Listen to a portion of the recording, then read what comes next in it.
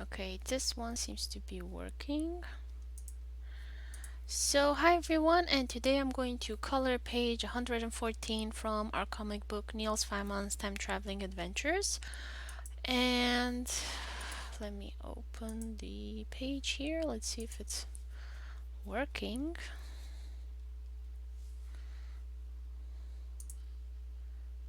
Yep, it seems to be working. So, welcome to anybody who will be joining. Okay.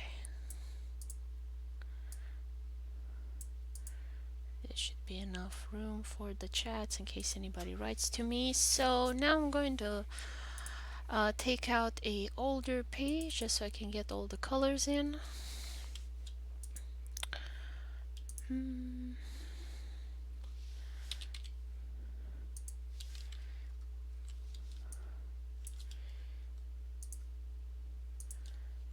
And there we go. And get the colors.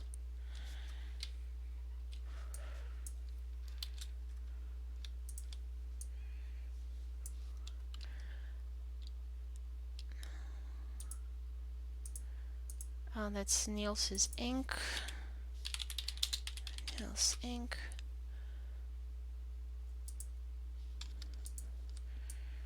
And there we go for Marie. The floor I decided is gonna be yellow.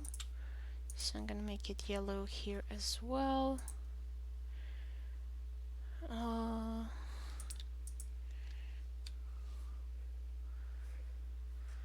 So I'm gonna turn off the characters. Gate ink. There we go. Oh, the side wall should probably be this beige.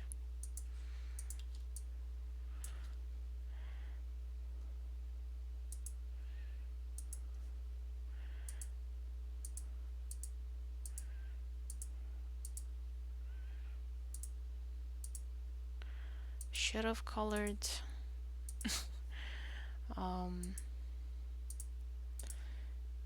it first.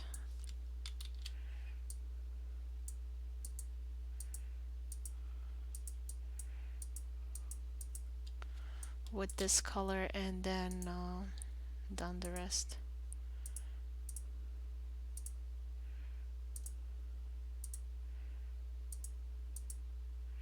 Oh, but there we go, so I can see the chat.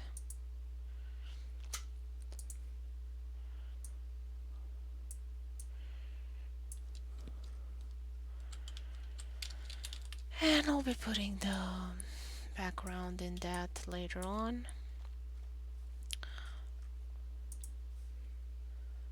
Put the mask. This will ensure that there's no color bleed.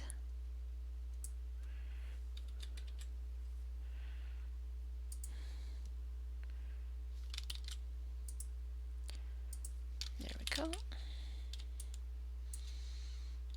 And close this, go to Irwin now, turn him off, and put a mask on this as well.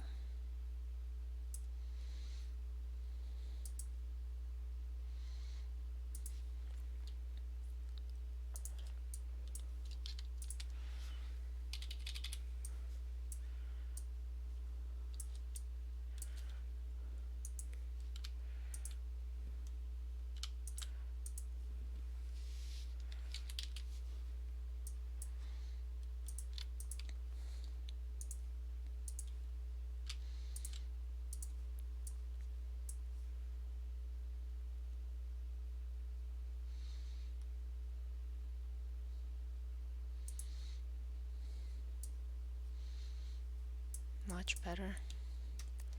It was kind of going on to green because of the lighting.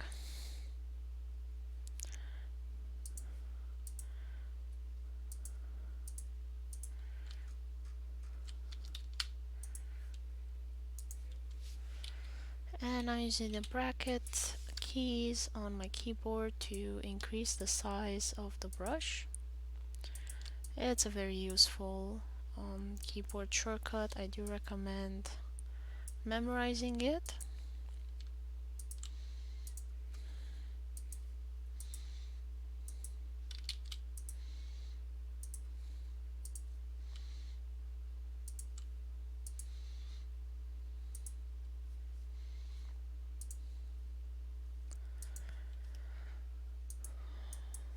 Yellow for his left and light blue for his right.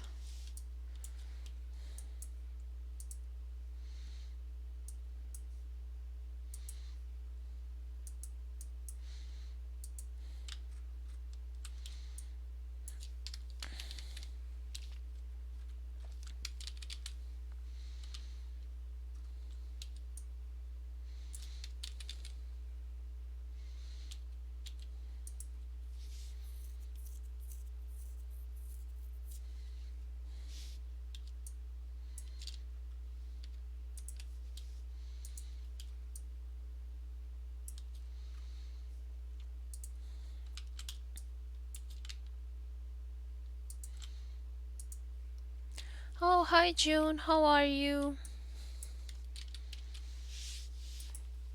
Is the sound good?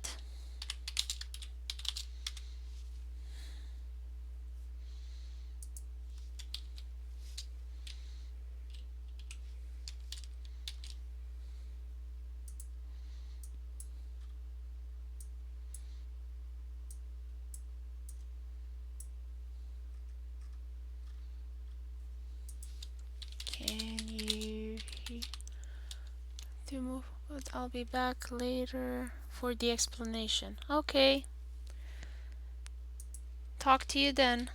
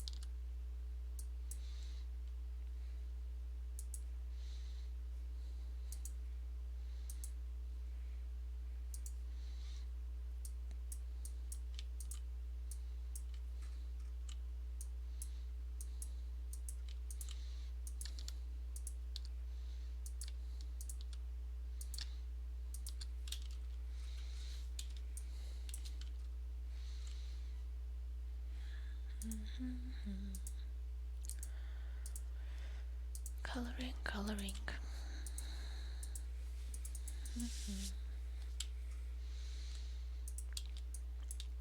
For once I managed to eat before the stream, and now I remember why I stopped doing that, because my belly's full, so I'm sleepy now.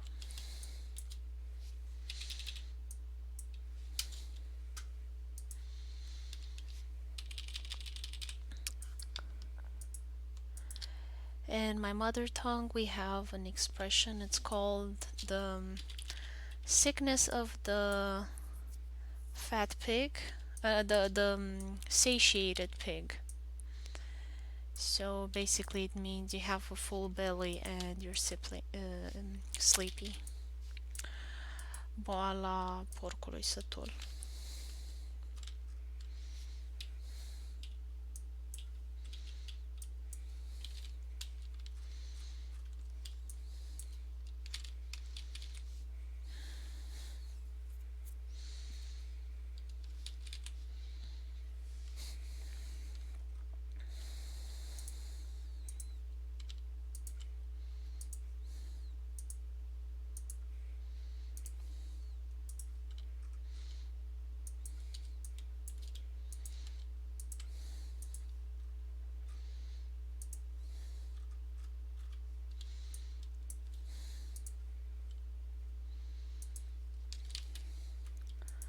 I can't remember the exact shade of red on that one.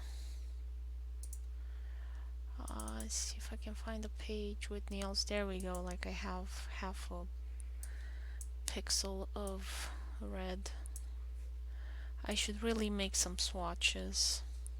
I keep saying I will, but I just never get around to doing it.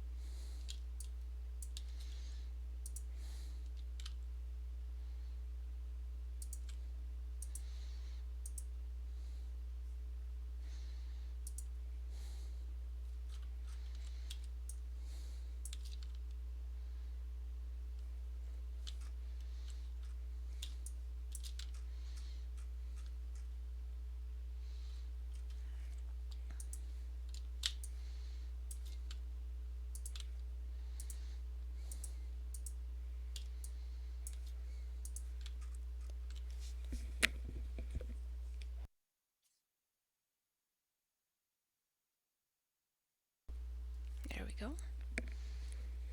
Sorry about that. I had to sneeze.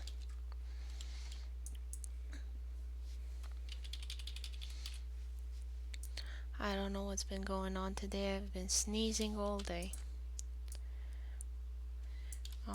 I went and did a hot cup of tea, and I picked it up and was going to my desk, and I felt the urge to sneeze so badly, and I was just rushing with the hot cup of tea because I had nowhere to put it, and if I sneezed, the water would have probably spilled on my hand and burned my hand.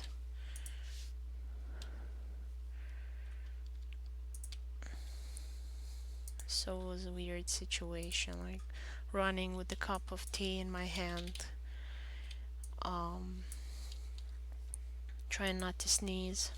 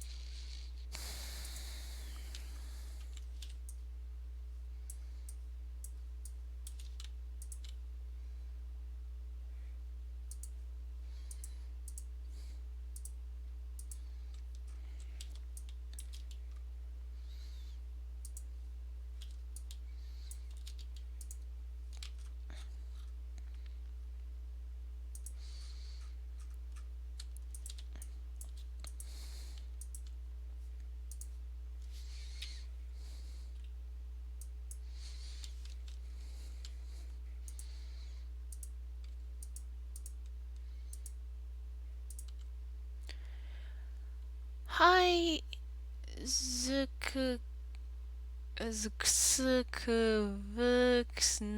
Gaming. How are you?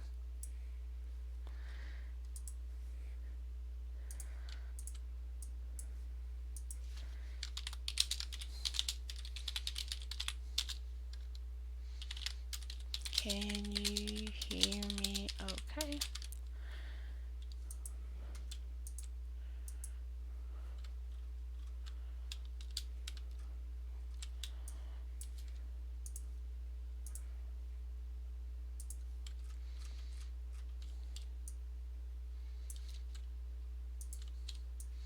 Fine, how about you? I'm new here. Yeah, I was thinking if you're someone that came before and maybe changed your ID, because I do get that I have like one friend, she changes her ID, I think, every week, and I'm like, which one are you?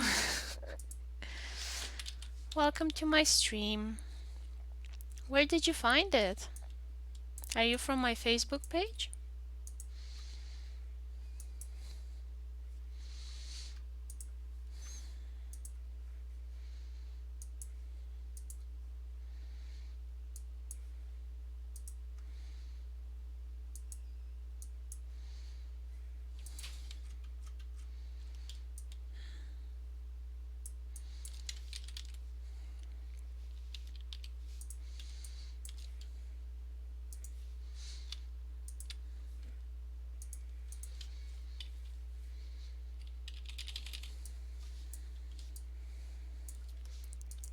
So I'm coloring a comic book page from my comic book series, Niels Feynman's Time Traveling Adventures. It's available on Tapastic, and we've reached chapter 5. And I'm doing the pages in advance. Through your Stardew Valley videos. Ah, I get it now. Okay. Yeah, Stardew Valley is an awesome game. I really do enjoy it.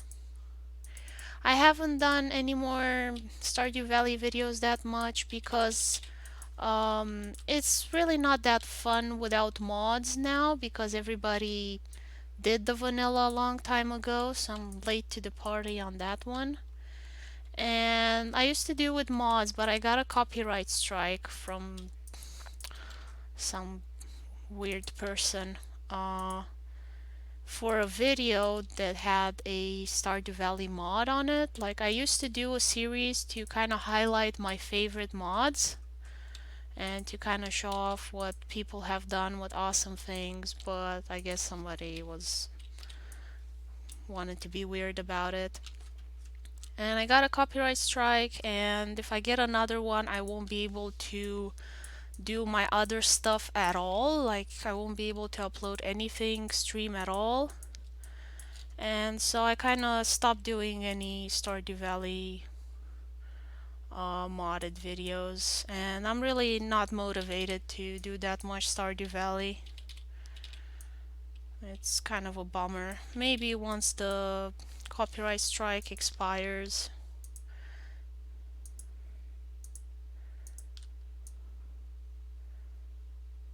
Because YouTube really isn't helping me or protecting me. Like, if it was fair use what I was doing, but YouTube doesn't care. And I gave them my personal details to initiate the court thingy. I don't know, like the person that accused me of theft, that they can sue me and I can defend myself in court. But YouTube didn't give me their details or did anything about it.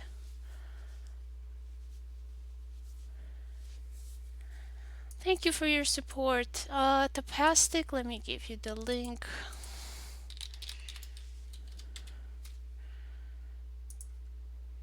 So these are my series, and this one is with Niels. Let me see the last page. Where's the first one?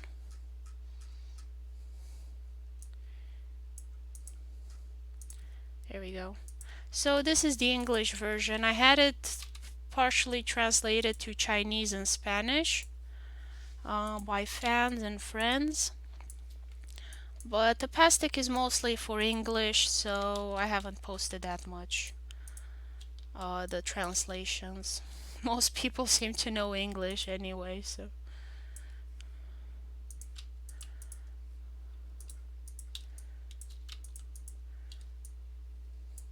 So that's the most updated version.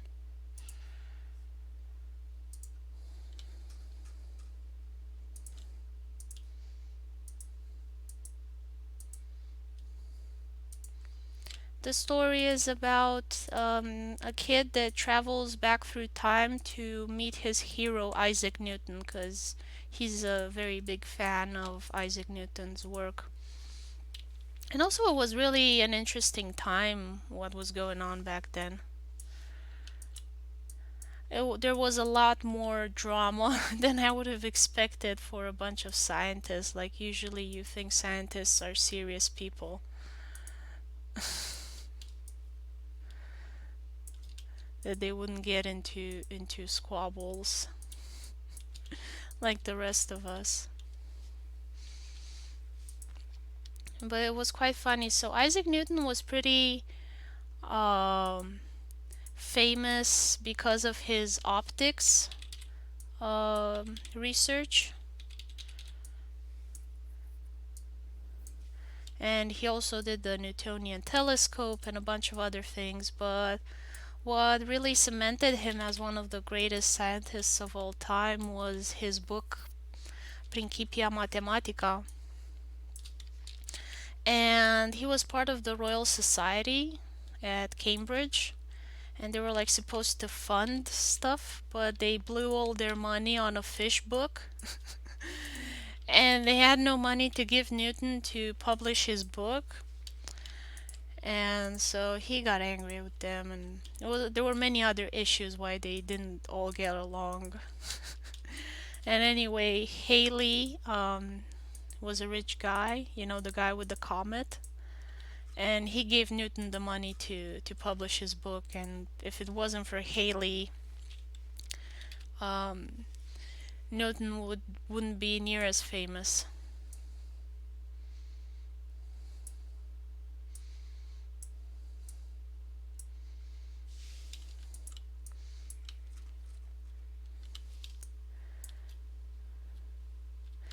Yeah, there was so much stuff going on.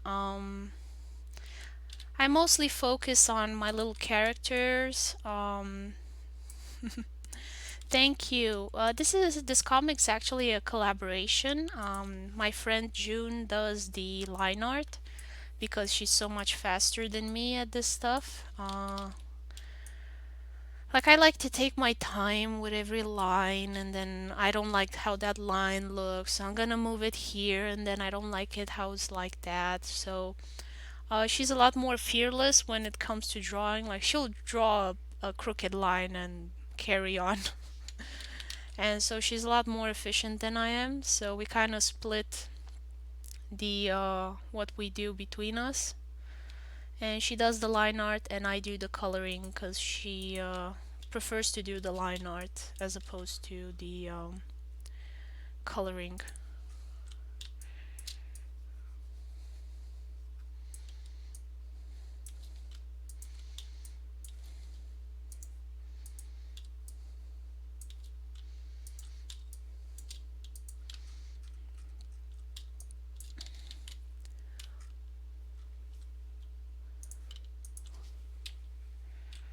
But we're both terrible at backgrounds. So for book two, I am planning, hopefully if all goes well, to hire a third person to help us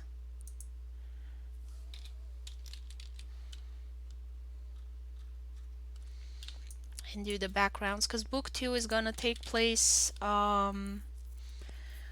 in China and India. We're gonna do the Zhang He uh, most famous voyage, like when he goes to Sri Lanka, has some arguments with the Sri Lankan king. They go and fight.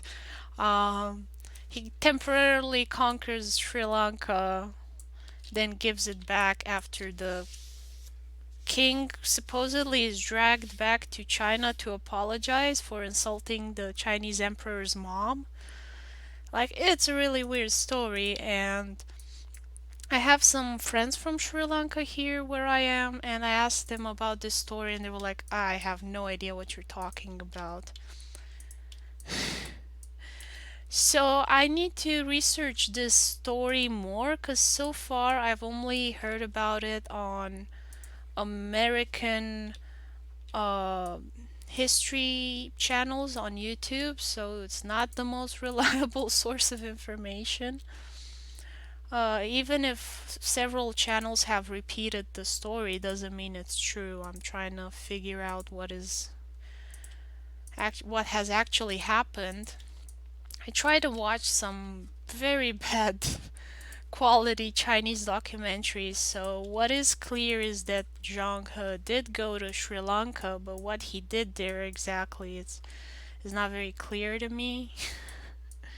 The video quality was terrible. The subtitles were horrible as well, so I need to find some books to read this off of. I try to do all my stories as historically accurate as possible. Um, like for example, for my comic that takes place in Cambridge, I emailed the Cambridge Library to ask them about buildings and other things like that that happened at the time to make sure that I'm not telling you guys nonsense, because this is how bad informations get spread. You want to tell a good story, so if you can't find exactly what happened, you kind of have to invent stuff in order to continue your story. And I wanted to do as little inventing as possible.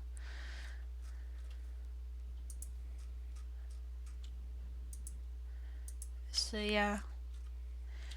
I don't know if you know Shadowversity is a YouTuber and on Discord as well. He has a server, and it's just full of people that are really interested about historical stuff and also weapons mostly. And it was nice to get to talk to some of them as well as to what certain people would have at that time. For example, I did a city guard, and they had already guns at that time, so the action takes place in 1684.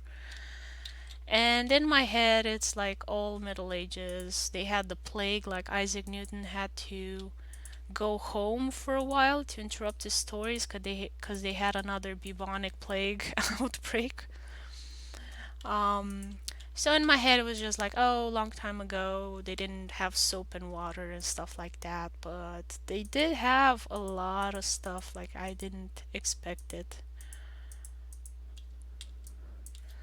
Obviously, I still have very underdeveloped areas in the UK, but like Cambridge was kind of the fancy modern city.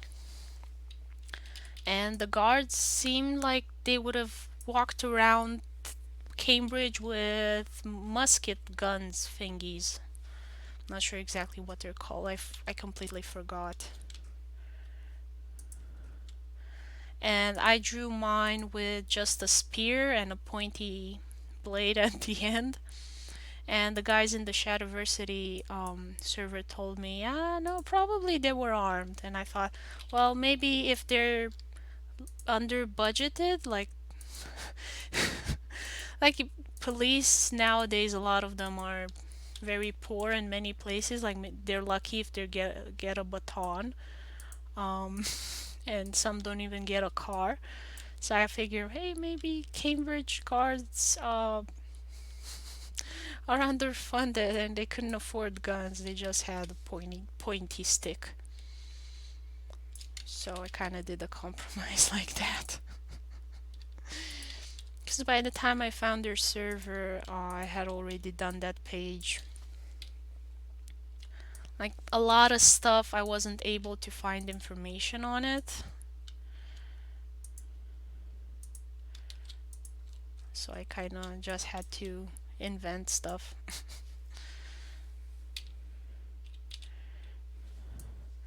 A lot of the buildings, I don't know if they would have existed at the time. I kind of tried to learn a bit about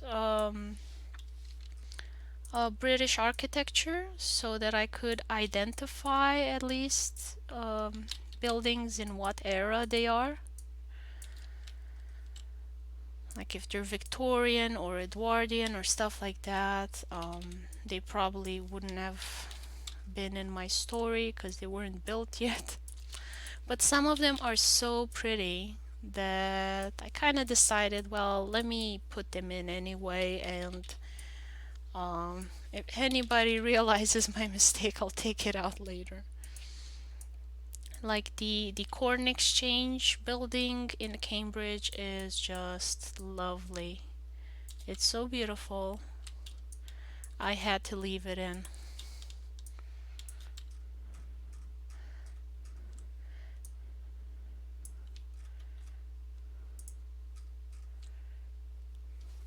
And I also found some shops and other buildings. Like a lot of stuff in Cambridge is just beautiful architecture.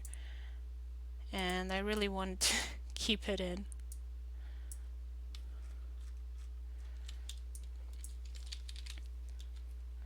And the story, actually, I wanted to make it a video game, but it was too much. Uh, and I definitely can't code myself anything. And I don't have that many friends that are good enough programmers to make an interesting game, so I kind of decided to make it a comic, and maybe someday I'll be able to turn it into a video game.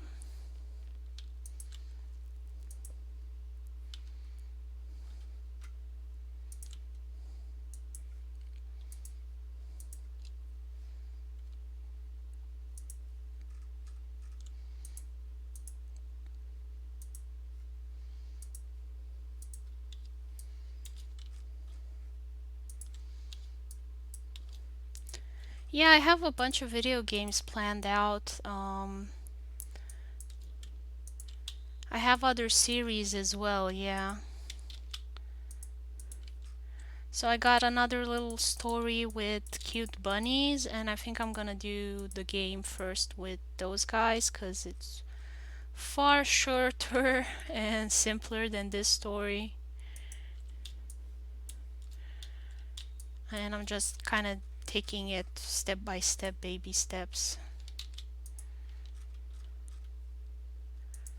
doing everything slowly but surely.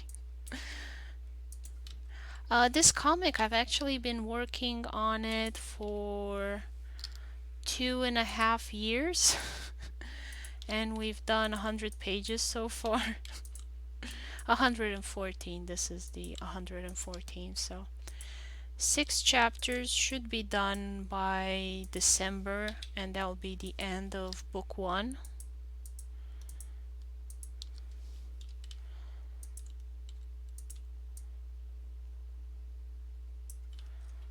And then I'll try and do some other projects while I do the research for book 2. Yeah, it's very, very time consuming to do comic books. I mean, I knew it was, I just didn't anticipate it would be as much. My training is in animation, so I wanted to be an animator. To do by myself all of this stuff would have taken a long time. How many episodes? Well, on Tapastic, each page is considered an episode, so it would be 114 episodes. However, chapters are 5 so far, each around 26 pages. So I think if you were to do an animation series, book 1 would have 6 episodes. And I've done 4.5 so far.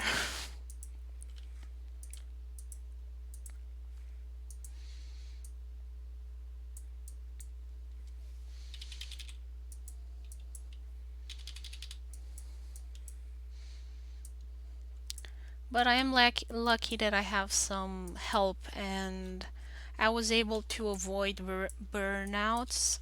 I would say that the biggest enemy of comic book creators, indie comic book creators, is doing stuff all by themselves and having a burnout. We took it slow and steady, just to make sure we don't get a burnout. Thank you. Yeah, we only post one page per week. So that gives us enough time from one week to another, even if we have like a more complicated page with a lot of architecture and backgrounds that we have to do. So we don't get tired or bored or frustrated.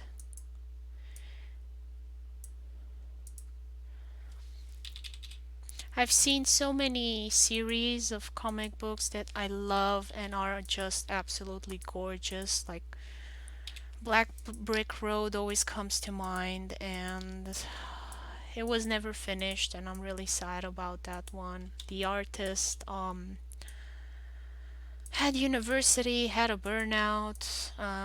They promised they would get back to the series and finish it. That never happened. Hopefully they'll get back to it at some point in their life, but usually what happens is their style evolves, their tastes evolve, and they don't want to resume an old project. And they also got tired of the story, so they don't want to even resurrect it. For me, this comic's actually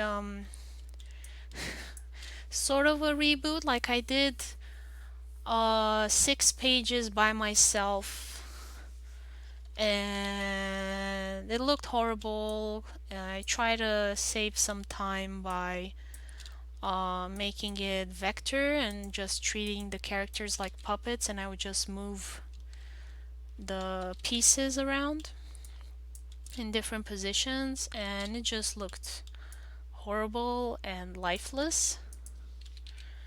But doing everything myself each week would have been just unsustainable. And fortunately, I got my friend June to help me. And she does the line art, which takes a huge burden off my back. Also, of indecisiveness, where I'm never happy with something. But since she does it and it's not my work, I'm far less critical and um, disappointed. Because if it's my work, then I'm like, oh, it's not good enough. I don't like it. I gotta redo it. And then I would just never finish anything. And I also do the live streams to make sure that I color it in time. So usually I do the live stream on Wednesday. And I post the page on Sunday. So I have ample time to finish the page. Gotta do the lettering and the shading and everything else. So it kind of serves more to keep me on track. Because, sometimes you might not be in the mood to do something. Like I have a cold and I don't really want to do anything that is not urgent. And then I end up Sunday night, I gotta post a page. I had to post a page. Oh no. But if I do part of the work now, I just have less to do on Sunday.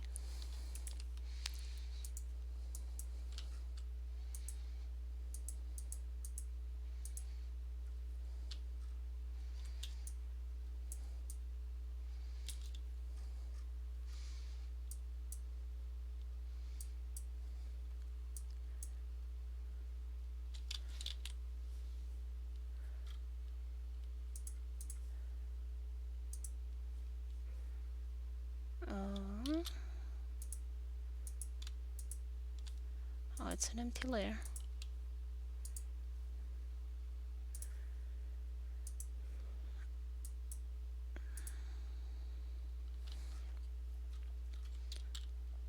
There we go.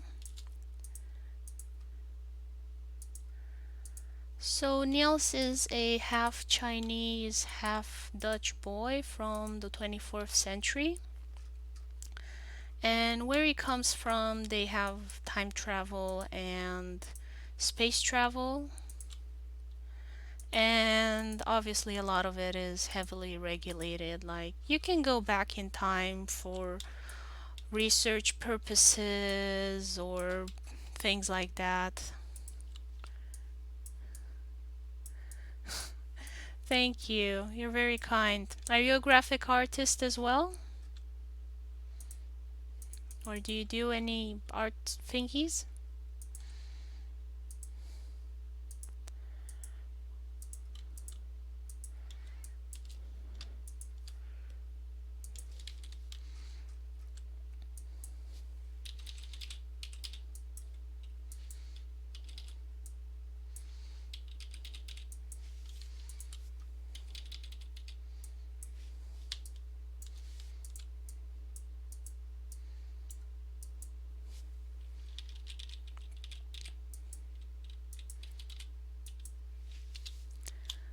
I like that kind of stuff. Yeah, me too. That's why I went to film school.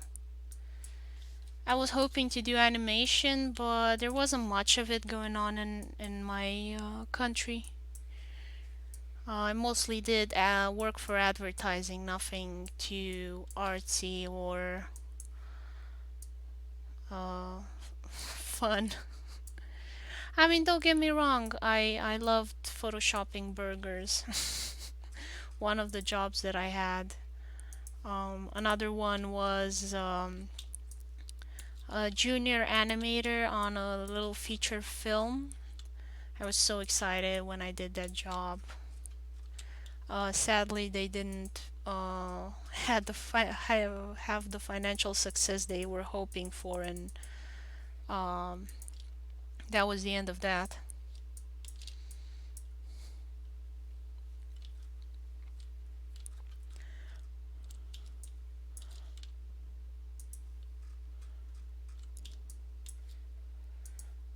Yeah, that was my favorite job I ever had. I also worked for a video game company and I did art for that. That was fun, but mostly they did shovelware and clones, so it was kind of a bit depressing.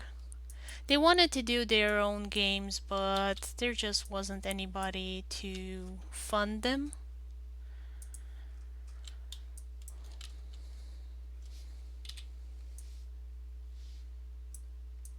All their clients wanted them to make shovelware and clones, so they were kind of stuck in a rut.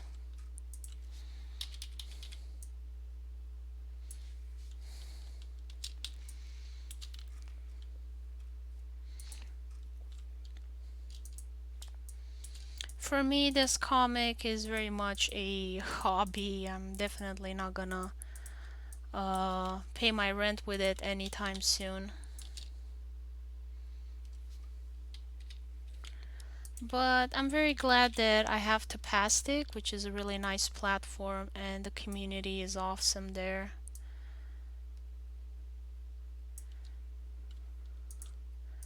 And I just post my comics there, and I have a small little following, and every now and then they send me money. So that's really nice to be appreciated and be given donations every now and then.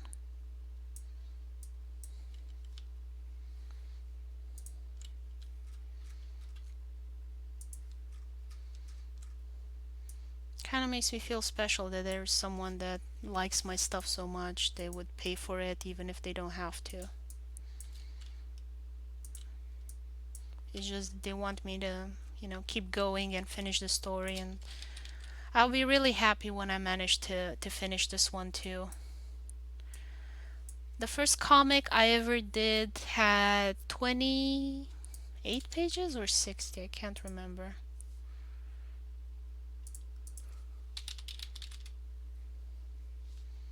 I gotta. No, it was this one because had a start and an end. Okay, 28 pages. Yeah. So that one with the little bunnies. So I've been doing earnest slice of life comics for many years, but it was just irregular and sporadic and uh, not tied in, so it didn't have an end, a start, a middle, and an end. And people just always wanted to know how did Ernest meet his wife Bunny Coraline. So I decided, you know what, I'll do a origin story um, for them about how they met, and that was the first comic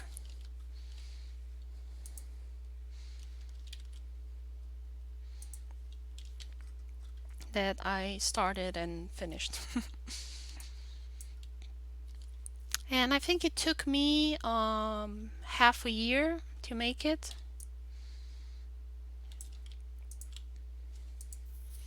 I have 28 pages. It's 28 weeks.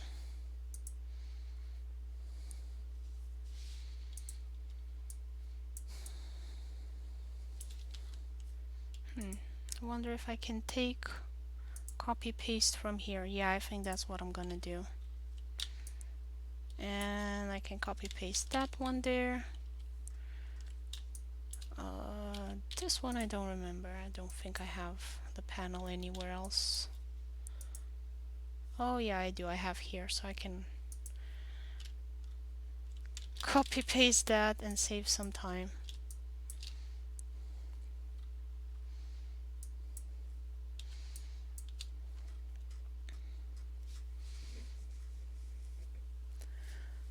And these other background ones, I think I have them done already somewhere else.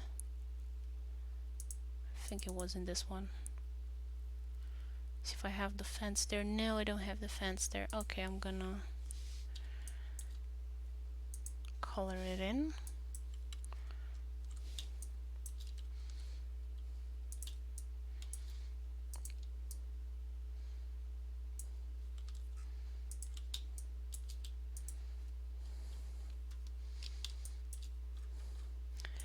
Anytime I can save some time, it's a good time for me.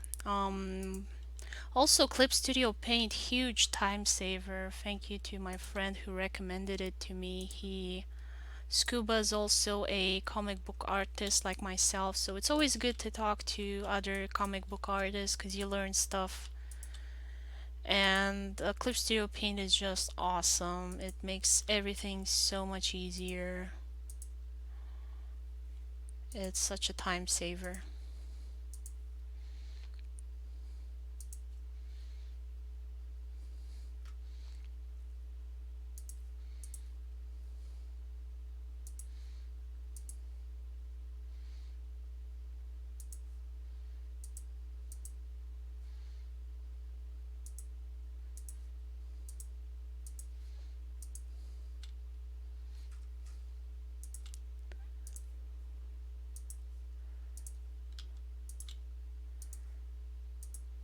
So I kind of want to make it cozy and dark,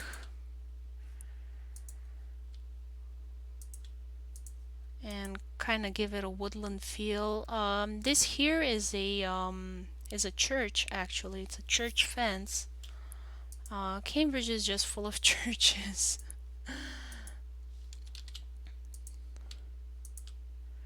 So I kind of made it lighter up here in the front where there's less obstruction, and kind of farther you go in, it kind of gets a bit darker.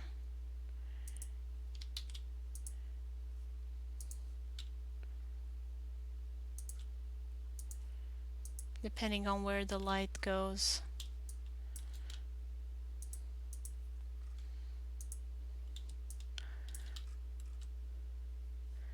Yeah, yeah. Mm.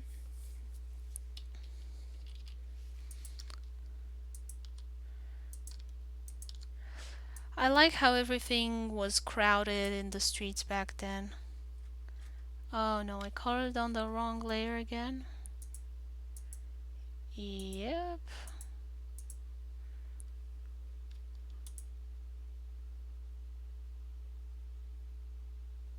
Hmm.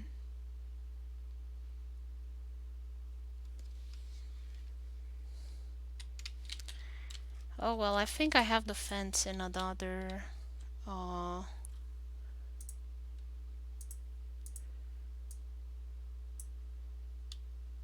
in another layer, so I'm gonna get that railing back.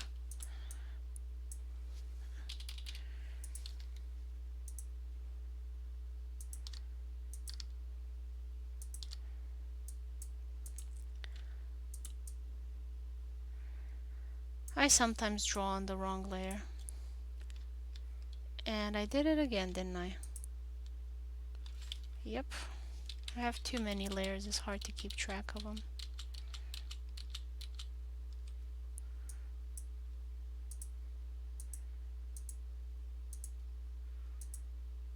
Okay. Color background. And I name this ink, so it's clear to me what I'm clicking on.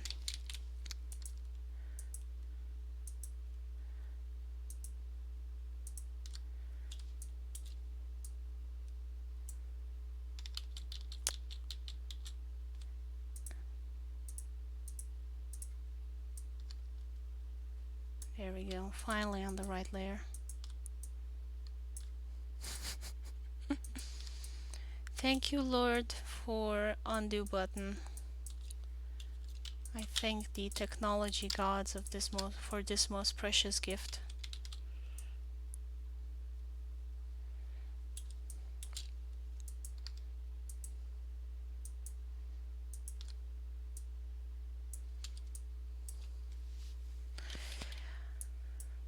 So you have different layers on in a art program, and it helps you to keep stuff organized and easier to edit.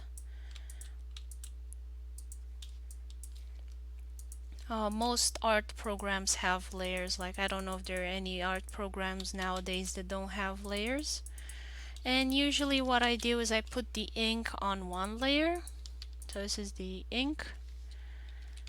And I put the color on a different layer. I have there. There we go. And sometimes I get confused within what layer is what, and color on the wrong one.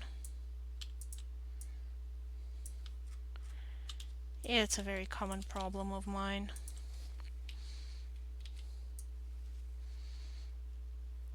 It happens to other bigger artists as well. It's easy to get disorganized. It's why I prefer to name my layers. June usually doesn't have this issue the way she works. She doesn't go between layers as much as me. So usually she doesn't make too many mistakes. And she also doesn't need to name the layers. She usually does it for my sake so I can find stuff. But you know, it just depends on the artist. Like, I've met some artists, they were just like layer 1, copy layer 3, layer 5 of copy 3, number 5, and I'm like, how do you work like this? It's especially annoying when you work with other people on projects and you kind of have to, or when you replace somebody, like it has happened for me. Like, the previous person either was fired or changed jobs, whatever the issue was. I have to pick up their projects and carry on, and they just had this crazy system, if you can call it that, where they would just not name any of the layers. And it was a nightmare to find anything.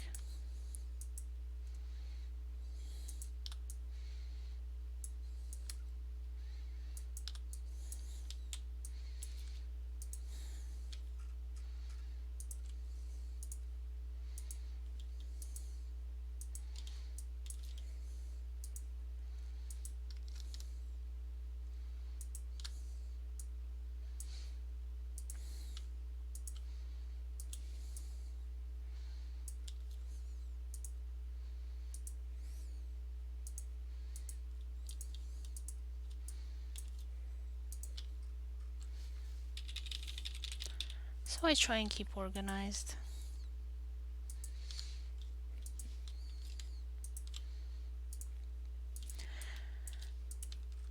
Yeah, because also sometimes, let's say I realize I made a mistake on my comic. Like for example, I made people drive on the right side of the road. Yeah, and it seems that I thought this weirdness of driving on the left side that the British do is a recent crazy idea they had. But apparently, that's like the old way of doing things. They just didn't modernize and adapt to current standards of traffic. So they were on the left side and they stayed on the left side. They were never on the right side. And now I have to go and change that page because it's not correct. They were never on the right side at any point. They When they started having roads thanks to the Romans, they were on the left side.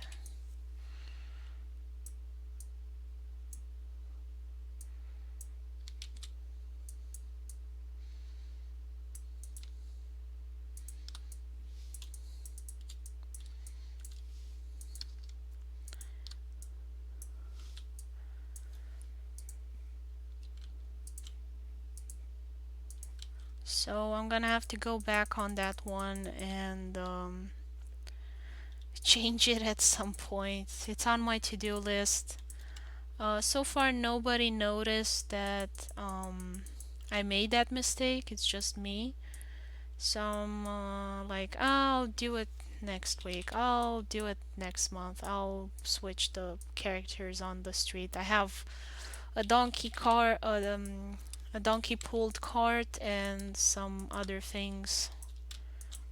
Carriage. It's on the street, and I gotta change that. I'm from continental Europe, so we all drive on the right side. And so to me, it's just so jarring and weird to see it the other way around. It didn't occur to me that I was wrong on how they did it.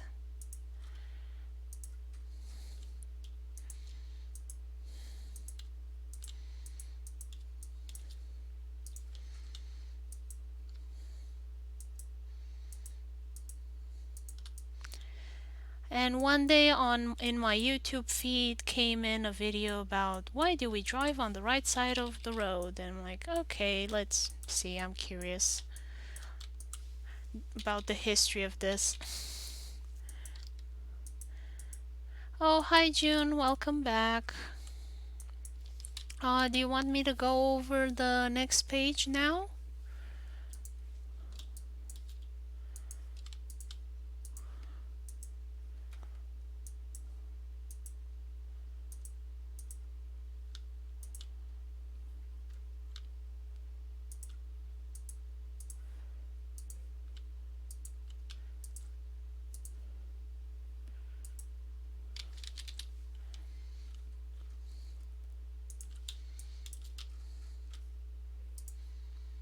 Oh, hi Chicken Curry, how are you? How's it been?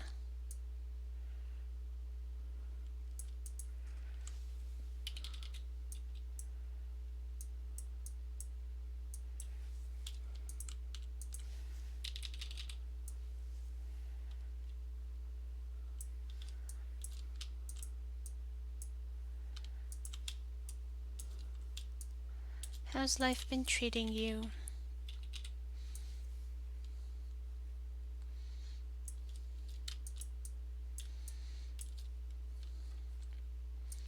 What was the color on that side? It was darker.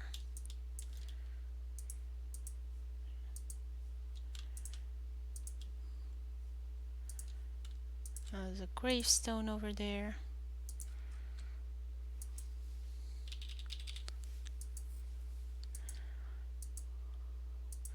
June, I don't know if you heard me. Do you want me to go over the next page to explain what's going on?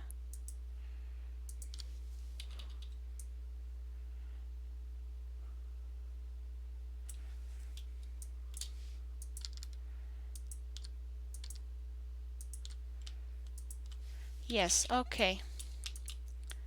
Let me put it on screen. 15. Okay. So in page 15, first panel, they're in the courtyard. Erwin's digging up through the bushes. Uh, so it would be these bushes over here that you drew previously. Where was it? There we go. So he's looking through the bushes, found some more pages that they lost. Marie's leaning on the door.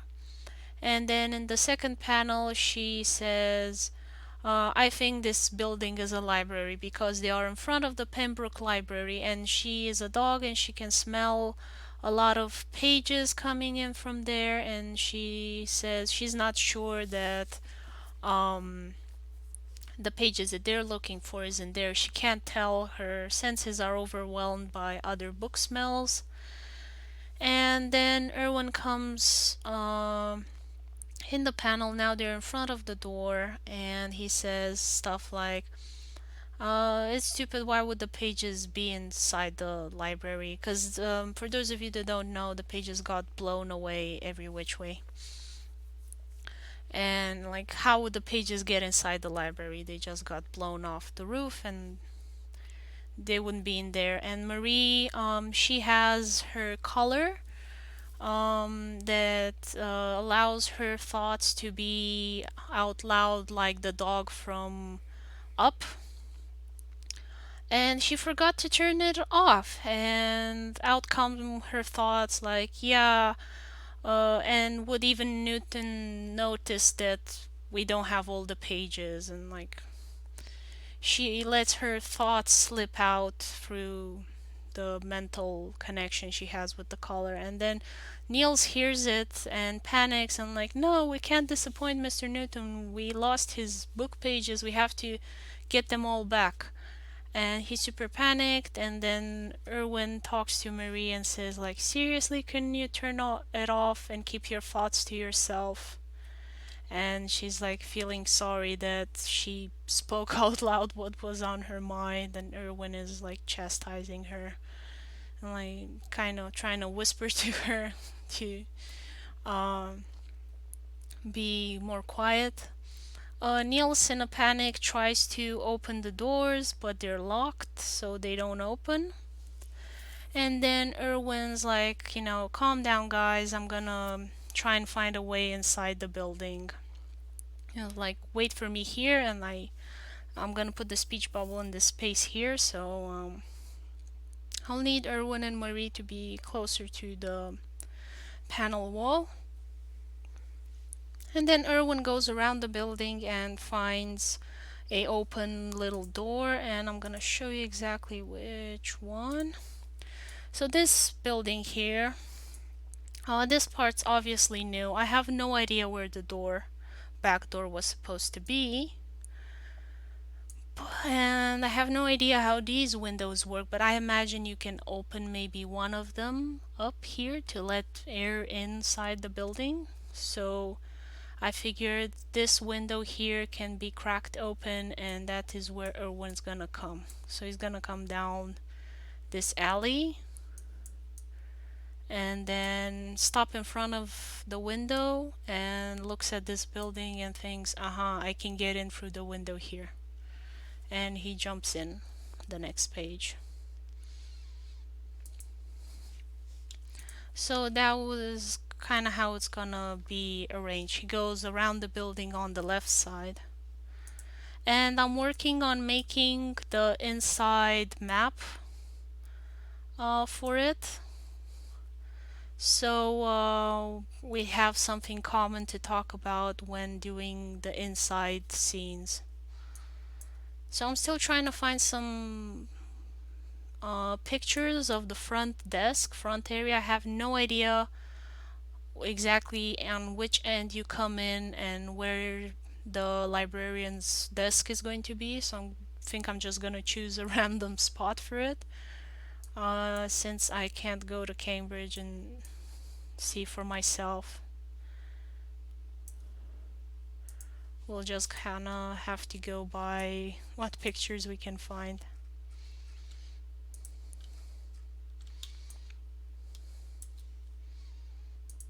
And that's it for page 115.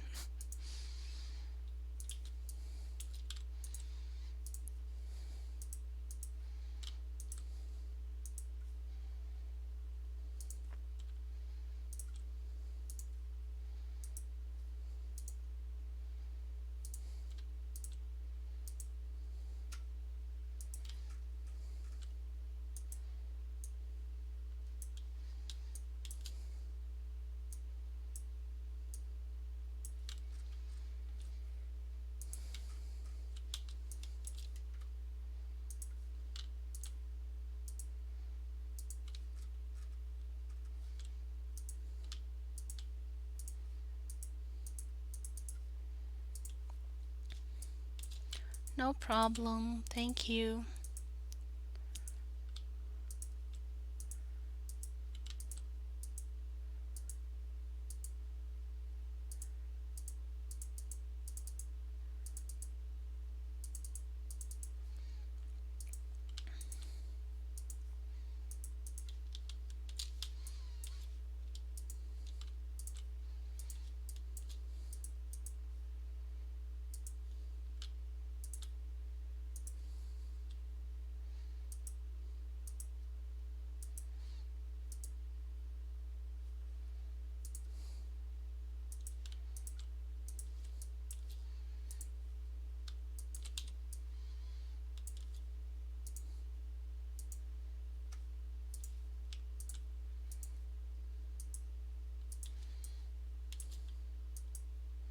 This is a pretty building. I wouldn't be surprised if this one was a church too. But I think it would be too much to have one church next to another.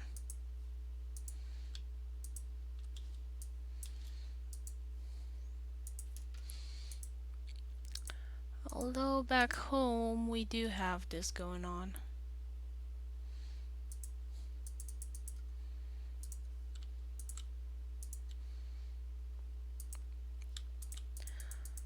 The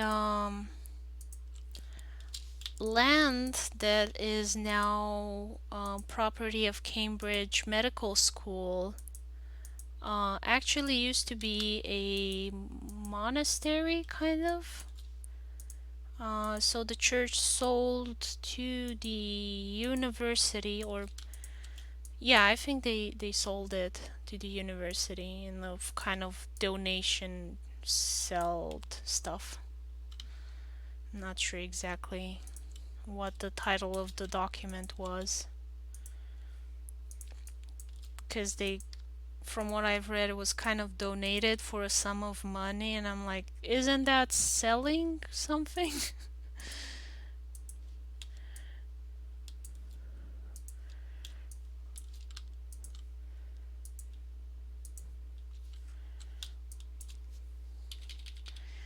And I wanted to do this big garden, and Niels finds the potatoes and cooks for Mr. Newton, because they did have potatoes at that time. It's just that it was like this exotic fancy food. Was definitely not something that you would find uh, like at the local market. And I thought I was gonna do it in the Cambridge Botanical Gardens, but apparently the building at that time was this kind of monastery building.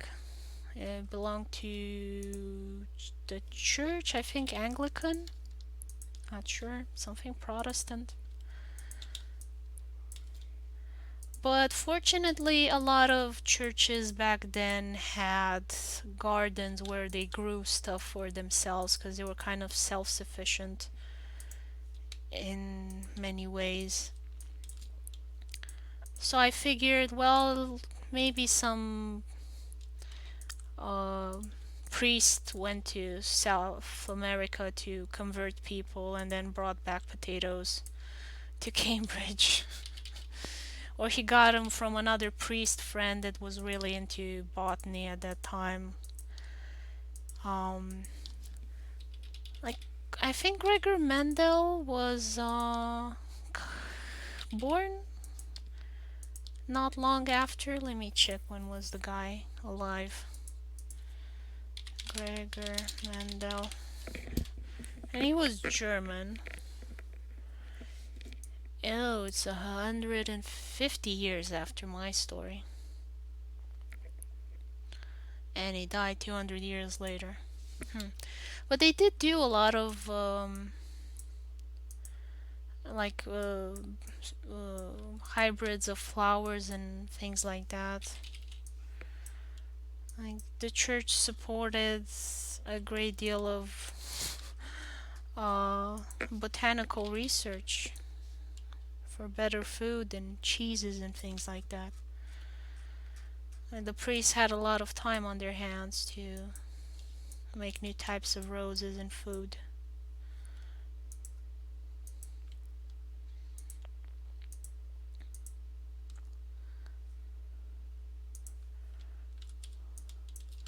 It was a lot more of an attractive job if you didn't get sent to somewhere with a lot of malaria.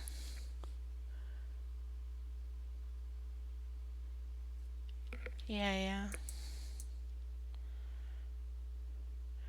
Yeah, well, you had like a lot of really tasty pig breeds going on in Italy. It's my understanding that a lot of the breeds did come from churches. Were developed there. Monasteries, sorry.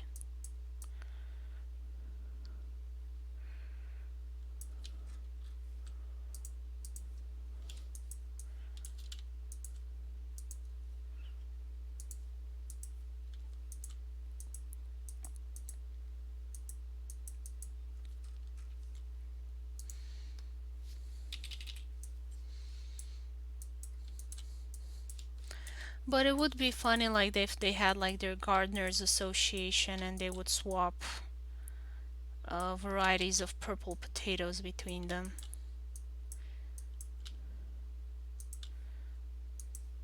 Like I don't think that would be too far-fetched.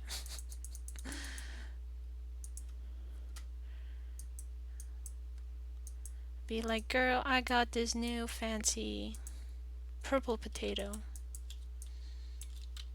Here's a sample. Try it out. It's awesome.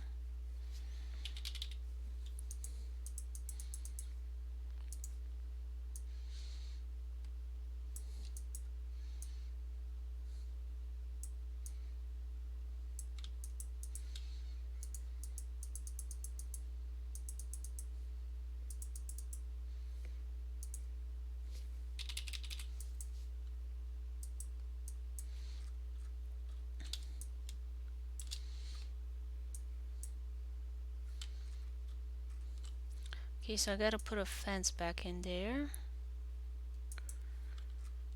And otherwise, rest I already have the panels done in other pages, so I'm gonna go take them from there.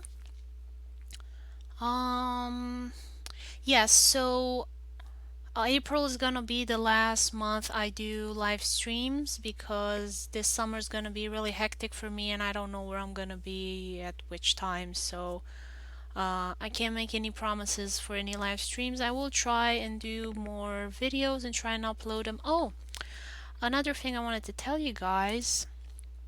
Um, so I'm doing my first conlang, because I do have cats that can talk in my story. And I need it for two of my series, A Strange Encounter and this one, Niels Feynman's Time Traveling Adventures. The series are contemporary to each other. And I'm gonna need a language for the cats to talk into. So this is gonna be my first attempt, serious attempt. I've done com langs before, but they were horrible. and I didn't really think about the grammar that much. But now I am going to kind of actually try and think this one through. And it's gonna be based on LOL speak. So it's gonna be an English pidgin language. If you guys don't know what a pidgin language is and you're curious, here is the link as to what a pidgin language is. And I'm gonna try and do it a bit more standardized than um, currently English and LOL speak is. So I'm gonna decide on what letters they're gonna be, what rules to read them by, and also I'm gonna have only um, three tenses. In Romanian grammar, which is my native language that I studied most, yeah, we have 23 times tenses. I don't remember how many there are in Italian, but there are probably a bunch of them. And also, verbs had mods, that's why there are so many. You have six mods in Latin, and Romanian has five. And I'm just not gonna use any of those because I don't think they are in English, and it just complicates life so much. And I think in English you have 1, 2, 3, 4, 5, 6, 7, 8, 9, 10, 11, 12. So in English you have currently 12 tenses. I'm just gonna have three. Lyron is helping me on this. She's also a story writer and she's working on her own conlang, invented language basically. She's Hungarian and they only have three tenses in the Hungarian language, so that's gonna be the same for my cat language. So, for example, in the past I had read at least 100 books. It will be I has read it 100 books, so I'm gonna um, have as little as possible irregular verbs in English. So instead of read, read, read, which is an irregular verb, is gonna be readed, reading, and wills read. So I has readed, I is reading, I wills read. So instead of I will have read, it's gonna be I wills read. And also I'm gonna have diminutives and augmentatives, which are very common in Romanian, and I think they are very common in Italian as well. June, I think you can confirm you are a native speaker of Italian. Um, so we have certain rules about diminutives in Romanian. And I'm gonna follow the same logic by adding suffixes to make something big or small. So for example, horse, if it's a small horse, it's gonna be horsey. I'm just gonna add a Y at the end of the root of the word. Book is gonna be bookie. Cheeseburger is gonna be cheesy burgery. Cat with a K is gonna be kitty. Dog is gonna be doggy when you're making something small. And when you're making something big, I'm just gonna add an O at the end. So horse is gonna be horso. Book is gonna be buko. Cheeseburger is gonna be chizo burgero. Cat is gonna be kato. Kato, I'm not sure exactly how we're gonna figure out the pronunciation of these things. And big dog is gonna be dogo. So doggy is small dog, dogo is big dog. A horsey is small horse, horso is gonna be big horse. And yeah, we're still kind of working on it, like how, because there's certain verbs in English that I don't know how I'm gonna be able to fit in my rules. Like to be, I think it will stay an irregular verb, while the rest, like to make, is gonna be maked, making, and wills make. Use is gonna be used, using, and use. Like this is already a regular verb, so some of the things are gonna sound really weird to a native English speaker. But I was like watching this documentary on how a lot of English verbs have become regular over the centuries. English used to have a lot more irregular verbs. So, like when you hear Old English, it sounds so weird because a lot of the verbs that are regular now used to be irregular. So, yeah, it's still a work in progress. A lot of things I have to research more. Lol speak. So, yeah, I'm gonna be looking at internet memes and calling it research. So, for example, in English, small is gonna be in lol speak, cat speak is gonna be small, SMOL, and so on and so on. Like, I have to go and check a lot of memes with broken English and kind of see what the standardized pattern is. Because, for example, I see a lot of memes with instead of small kitten, it says small kite. So I'm gonna kind of take that and use it.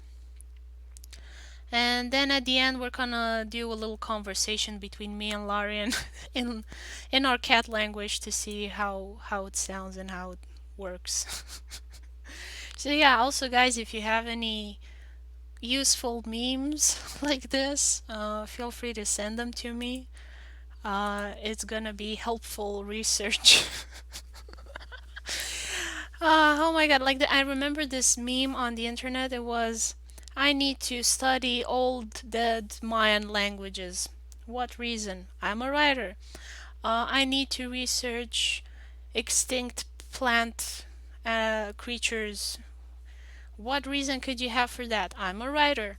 I have a dead body in my attic. What? Why? I'm a writer. So like every weird thing that you do can like be explained away with I'm a writer, so it's for research. So yeah, thank you everybody for watching. Next live stream is gonna be Saturday. Um, I don't know yet what I'm gonna do. Probably some of the tutorials I've been requested. Not sure exactly. I don't think June will be able to do the line art by then, so I'll figure out something. I will announce it in my Discord server. Uh, and I think that was all I had to tell you guys. So, yeah, thank you for watching. Hope you've enjoyed it. And take care. Bye bye, everyone.